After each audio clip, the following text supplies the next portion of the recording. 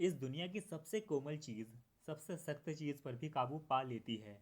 वो चीज़ जिसमें कुछ नहीं होता इस दुनिया में कहीं भी जा सकती है।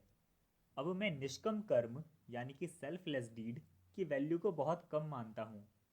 बिना शब्दों के ज्ञान और बिना कर्म के कार्य, ये बहुत कम लोगों को समझ आता है। आई नो ये लाइंस जो मैंने अभी बोली है ये बहुत ही ज़्यादा कन्फ्यूजिंग थी। इसका कोई प्रूफ नहीं है कि लाओजू कभी इस धरती पर रहा करते थे, लेकिन अगर वो कभी इस धरती पर आए थे तो मोस्ट प्रोबेबली वो टाइम रहा होगा 5th या 6th सेंचुरी बीसी के आसपास का, जो उन्हें कन्फ्यूशियस का कंटेम्प्रेरी बना देता है। लेकिन जितना हिस्ट्री के सोर्सेज से हमें पता चलता है उसके अकॉर्डिंग इस चाइनीज़ फिलोसोफर ने एक मास्टरपीस लिखा था जिसका नाम है ताओ ते चिंग, और ये बुक है ताओइज्म पे। ताओइस्ट फिलॉसफी से एक और बहुत ही इंपॉर्टेंट कॉन्सेप्ट हमारे सामने आता है, which is the concept of wu wei, जिसे हम इंग्लिश में ट्रांसलेट करें तो इसका मतलब होता है नॉन एक्शन, एफर्टलेस एक्शन और एक्शन ऑफ नॉन एक्शन, जो अपने आप में ही एक पैराडॉक्स क्रिएट कर देता है। लेकिन अगर हम प्रैक्टिकली बात करें तो वू वी को डिस्क्राइब कर सकते हैं as the state of flow, जिसे एथलीट्स द जोन भी बोलते हैं। जब एथलीट्स अपनी जोन में होते हैं तब उनका माइंड और बॉडी फ्लो में वर्क कर रहे होते हैं और उन्हें ज़्यादा एफर्ट्स नहीं लगाने पड़ते।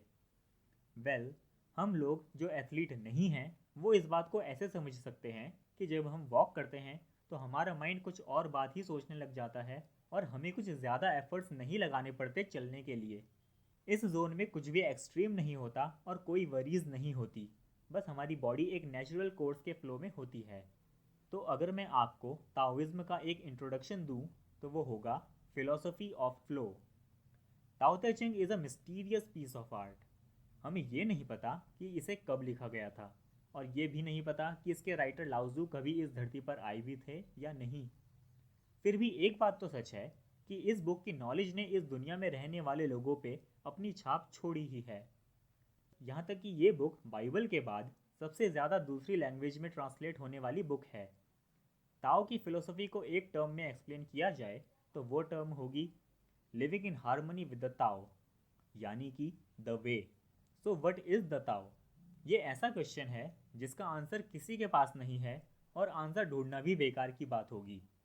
और मैं ऐसा इसलिए कह रहा हूँ क्योंकि ये सॉलिड साइंस नहीं बल्कि एक फिलोसफी है।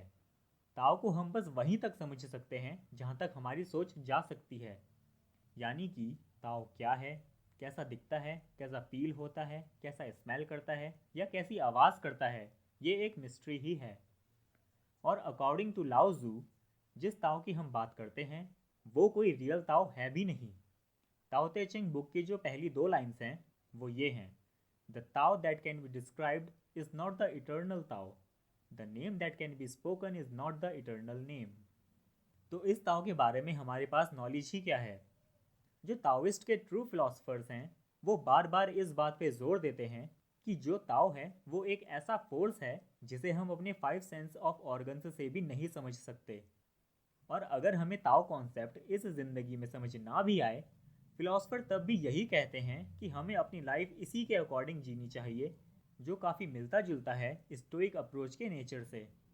तो अगर ना चाहते हुए भी ताओइज्म को आप अपनी लाइफ में फॉलो करना चाहते हैं तो कैसे करें? ताओइज्म को अपनी लाइफ में फॉलो करने के लिए कोई एक मेथड नहीं है, बल्कि अलग अलग मेथड्स हैं, जैसे कि achieving stillness of mind, being humble, controlling the senses और not putting too much effort. लेकिन इसका मतलब ये भी नहीं है कि आंखें बंद करके बैठ जाएं। ताओइस्ट कहते हैं कि स्टिलनेस ऑफ माइंड को एक्शन से भी कंबाइन किया जा सकता है, और अगर हम कम्प्लीटली प्रेजेंट मोमेंट में जिए तो हमारे एक्शंस बहुत एफर्टलेसली फ्लो करेंगे और हमारा अपने काम पे फोकस भी बहुत अच्छा होगा। आइए इसे एक कहानी से समझते हैं। एक बार एक टिंग नाम का कुक होता है। जब वो खाना बनाया करता था तो अपनी अलग दुनिया में खो जाता था और बहुत एफर्टलेसली वर्क करने लगता था। ये बात जब लॉर्ड बेन हुई को पता चली तो वो उसे काम करते हुए देखने आए। उन्होंने देखा कि टिंग ने बहुत ही एलिगेंटली एक बैल को काट दिया।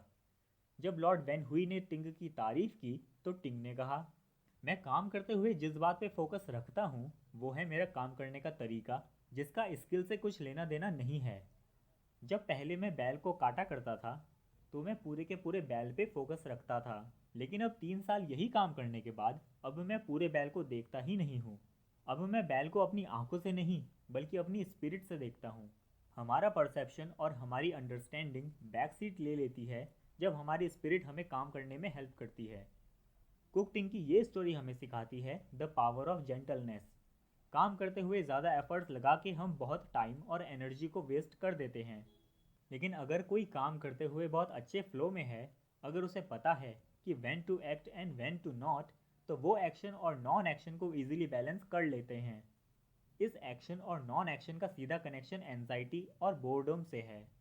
हम सोचते हैं कि हम काम करने में जितना ज़्यादा एफर्ट लगाएंगे हमें उतने ज़्यादा अच्छे रिजल्ट्स मिलेंगे, लेकिन ज़रूरत से ज़्यादा एफर्ट्स लगाने से हम डिप्रेशन, एंजाइटी और स्लीप डिसऑर्डर की स्टेट में आ जाते हैं।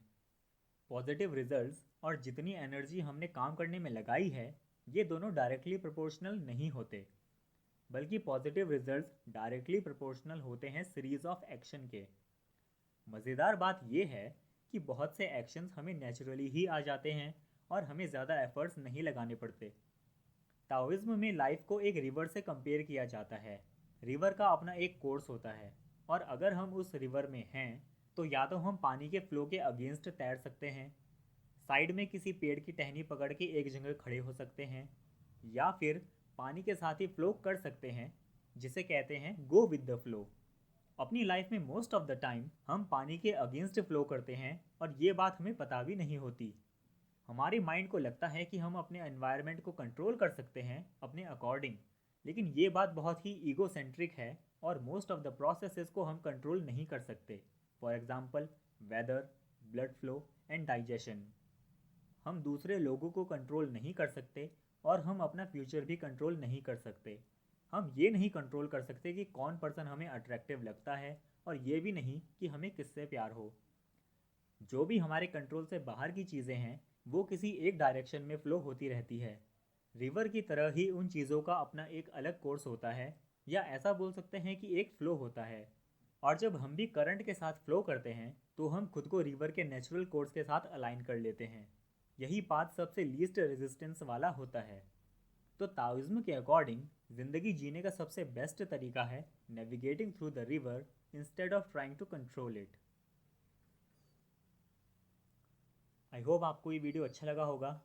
अगर आपने अभी तक इस चैनल को सब्सक्राइब नहीं किया है तो प्लीज़ इस चैनल को सब्सक्राइब कीजिए। Thank you for watching the video and I will see you in the next one. Good bye, live happily.